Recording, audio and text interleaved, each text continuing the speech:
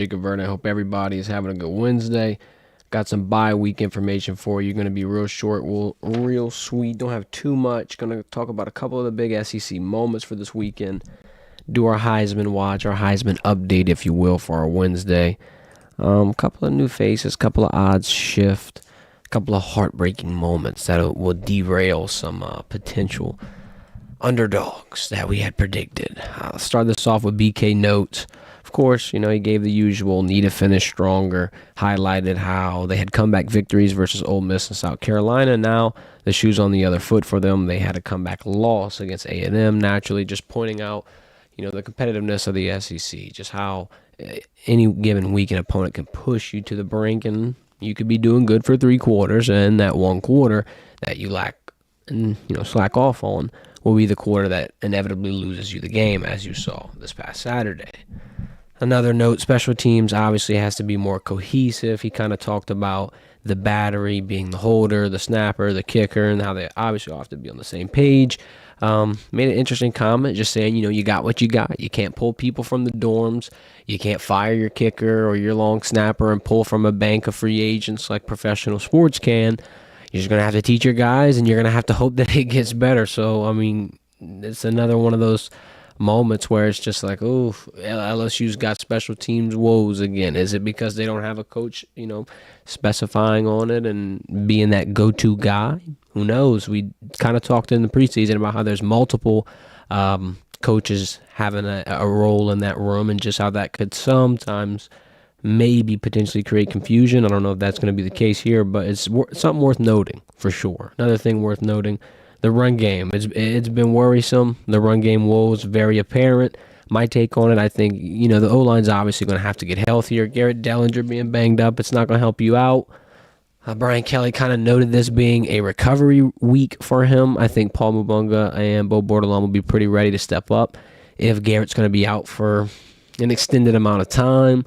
It's kind of tough, though, because, that's really the group that you needed most to stay healthy, quite frankly. That's your most important group. That's the group that's pretty much it's not necessarily the soul of the offense, but it's going to affect every single area, especially the areas that LSU's been struggling in. 24 yards against A&M, you're obviously going to have to look to improve that, especially with an offense like Alabama coming into town. Big SEC moments, though. Obviously, we're both in a bye week. We both got time to prepare, to kind of calibrate and focus toward our next game. 3 big games this week that I would like to highlight, that I would like to kind of just get some attention towards. First things first, Florida and Georgia. It's been an interesting little narrative around this game. Obviously, they're going to have some renovations in Jacksonville, and they're going to have to move the location of this game. It's normally played at a specific location, at a specific spot. For 2026, they're going to be moving it to Atlanta. 2027, they're going to be moving it to Tampa. I thought it was weird. A lot of people are saying, why not home and home? Why not give Georgia 1 game? Why not give Florida 1 game? Since you're going to have to be moving locations anyway. Thought that was pretty interesting. My take for this game, I think, simply put, Napier's fighting for his job. And we've kind of been monitoring this situation for a few weeks. Florida's been pretty rough. I believe they're 500 in SEC play, 2-2 through 4 games. Naturally, we don't expect him to win, but a competitive Florida and Georgia game would give Napier some hope, at least going forward, for that team, for the future, for the projection of that overall university. I don't know, it might be a little too late. If you see a red and black domination performance this Saturday, you might consider Billy Napier's seat the hottest in college football, and you might worry on what he's going to be able to do going forward in the future. Next game, Ole Miss and Arkansas. Lane Kiffin had a complaint. We're talking about scheduling. We're talking about times of games. We're talking about TV ratings being a big reason as to why some networks lean in favor of some schools. LSU naturally being one of those schools. Lane Kiffin was complaining about the night games, how LSU's 2 for 2 on them right now, and how Ole Miss will not have a single SEC night game for their home fans. And he was just talking about how maybe that it's not necessarily fair, but just that it's kind of interesting. And here's all I got to say, Lane Kiffin. You got to prepare your team and have them have a little more hype and a little more excitement. It's nothing other than who's going to be the biggest draw. And you can't blame the networks for putting, a little bit of favoritism towards LSU Alabama. Who wants to see that game during the daytime? Why would it not be at night? That's one of the biggest rivalry impactful games, I think, especially at that slate at that time. It's a no-brainer, if you ask me. I mean, like I said, who's trying to see an Alabama LSU game at 11, 2:30, even 3 o'clock? It's ridiculous. That matchup in particular, though, I think Arkansas is a good team. I mean, we obviously got to see it ourselves. We got to see them play against each other. I think they normally play their best at home. Both teams are averaging over 33 points per game. Top 10 in total yards for the both of them as well. This is another one of those situations where Ole Miss, they got to prove themselves. You're on the road. You've had a little bit of a rough start. A lot of hype, a lot of rat poison, if you will, before the season. Oh, number one transfer portal class. Oh, they rebuild this, that, the other. We had to see it translate. It hasn't yet. Doesn't mean it won't. But this weekend might be one of your best opportunities to show it. I mean, you couldn't show it against LSU. You couldn't really, you couldn't get it going. You couldn't turn over a new leaf. I think this is potentially an opportunity for them to maybe make some noise. Maybe show, okay, we're a little bit of the part that we thought we once were. Third big moment for the SEC this week, Texas A&M and South Carolina. Look, South Carolina's 2-3 in SEC play. They're really good at home, though. They play really, really, really solid. Obviously, the Columbia environment drew a lot of attention when LSU played them.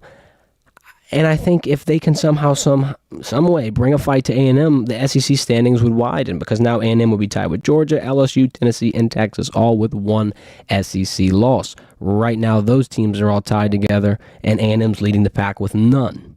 So it's really 1A and trying to find who is 1B for the SEC, who will inevitably be that second team joining what looks to be like the Aggies in Atlanta for the SEC Conference Championship. It's still kind of early. You still got some big matchups. Obviously, LSU and Alabama are going to be one of the biggest impactful games for those standings, for those seedings. Then you got a Tennessee and Georgia game. You got a couple of moments. I think Texas still has a pretty big matchup at the end of the year. It could be a race to the end, quite frankly. It could be a wide open conference where you're really going to have to wait until the final week to see how it's shaping out. In previous years, you kind of knew through the last couple of weeks who's going to be shaped up to be 1 and 2, especially when it was East and West. I mean, it was pretty clear. At least one side of the SEC had their leader singled out. Now it could be a competitive race down to the wire. That's what we're expecting. Real quick before we move into the Heisman Watch and wrap this up. Happy Dad, you know the drill. Best tasting hard seltzer, low in sugar, gluten free. No artificial flavors. You know where to get it. Walmart, Rouse's, Albertsons, or you can use our code Verdin15 for 15% off. Got a link in the description. Takes you right to happydad.com. Go ahead and shop. Get some merch. Purple and gold Happy Dad. We get it going. Got these nice little mini helmets on there. All kind of memorabilia. Might have to get into the giveaway side of things. I know we've been teasing it, but we might have to start actually tossing some things out. Real quick. Heisman Watch. Now, I know we might have prematurely jumped onto the bandwagon of a couple quarterbacks that obviously still could potentially make some noise, but it's looking very, very, very unlikely. A lot of things have happened since the last time we've done a Heisman odds watch, and the odds are shifting in the favor of a couple of people that, we're not surprised that they're favored. It's just we're surprised with the way it's panning out. First things first, Travis Hunter, this one's obvious, plus 200. He's the leader. Dylan Gabriel, plus 250. Cam Ward, plus 300. Ashton Genty, sliding. He's sliding to plus 450 already. Kind of falling out the mix. Carson Beck, plus 4,000. And here we go. Jalen Milroe, Jackson Dart, Garrett Nussmeier, all tied for plus 6,000. Pretty much out of it. Pretty much slipped out of the entire picture. And, I mean, it makes sense. You saw the performance last week, and look, Garrett Nussmeier still threw for 400 yards. Wasn't a horrible performance. Obviously, had to do everything. Obviously, if it wasn't going to go through the air, it probably wasn't going to go at all, at least for the offensive side, and it kind of showed. He got a couple of interceptions, a couple of bad throws, a couple of things he'd really, really, really want back. It's going to explain the slide, and you're not going to really be able to crawl back from that, I don't think. I think, just with how the USC thing went, Brian Kelly obviously made mention to the South Carolina and Ole Miss performances where it was rocky from the beginning and you just shape it out in the end. I mean, maybe if you get an exhilarating win versus Bama and everything goes perfect, you could be in a conversation. But I just think at this point with that plus 6,000 price, it might be far too much. Same thing with a Carson Beck. I mean, Georgia's in line to make noise. I believe they're number 2 in the country. So that's got to be worth something. But it looks like it's leaning in the favor of a Dillon Gabriel, maybe a Travis Hunter. If you ask me, Travis obviously has the 2-position argument. He's got, a pretty big brand. Coach Prime in Colorado's been getting a lot of attention. I think what's going to hold him back is just, the level of competition they're playing. Are they going to play big ranked games? Are they going to play big teams that are actually competitive and impressing people with the performances that you're putting up over them? I don't know. I think Dillon Gabriel might have a little bit of a leg up in that regard. He's also undefeated. He's also potentially going to have a run at the Big Ten championship, not to mention in their first year in the Big Ten. It's kind of worth rewarding. So I would lean more toward it being a quarterback focus. It seems to be a quarterback award, especially in recent memory.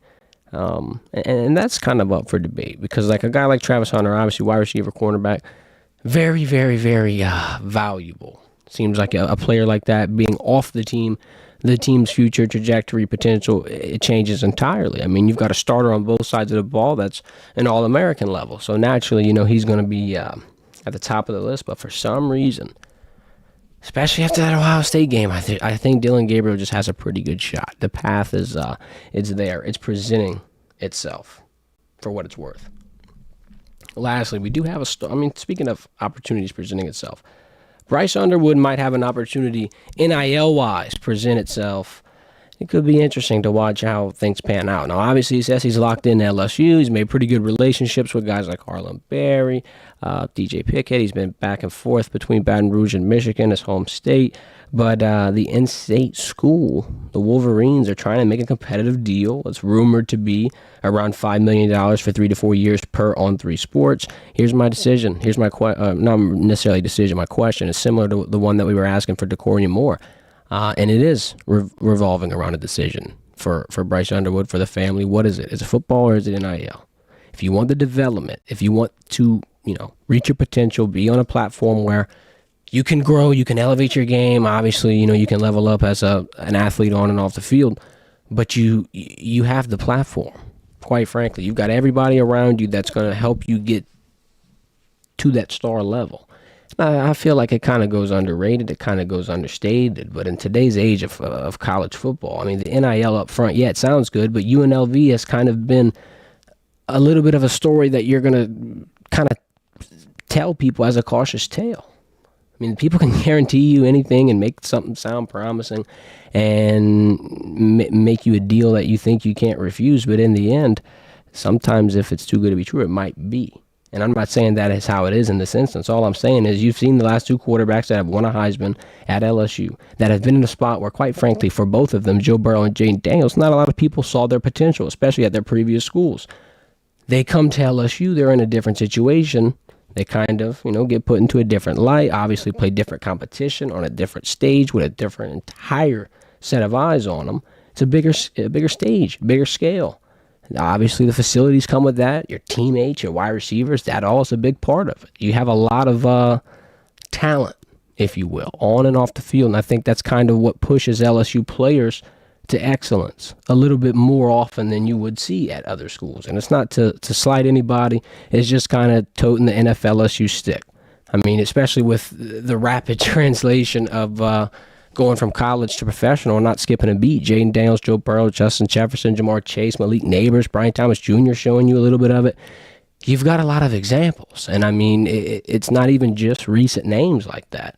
I feel like it's a pretty easy decision to make if you're a kid trying to go to a school that's going to put you in a position to play on Sundays. If you want the money, obviously that's a whole different route you have to take, and I think both are respectable, but like I said, a decision has to be made, and I think it's a pretty clear-cut one. If you got any questions, any comments, any concerns, anything you want covered Friday on our bye-week stream with G Sports, drop them in the chat. LSU doesn't play Saturday, but we will do our top 3 games of the week segment. Hopefully we have some more positive injury update news. Hopefully some people are getting better. especially with that big game coming into Tiger Stadium in a little under 2 weeks. LSU Alabama will be there covering it as per usual. Hit the like button, hit the subscribe button. We'll see you Friday at 3:30. Y'all have a good one.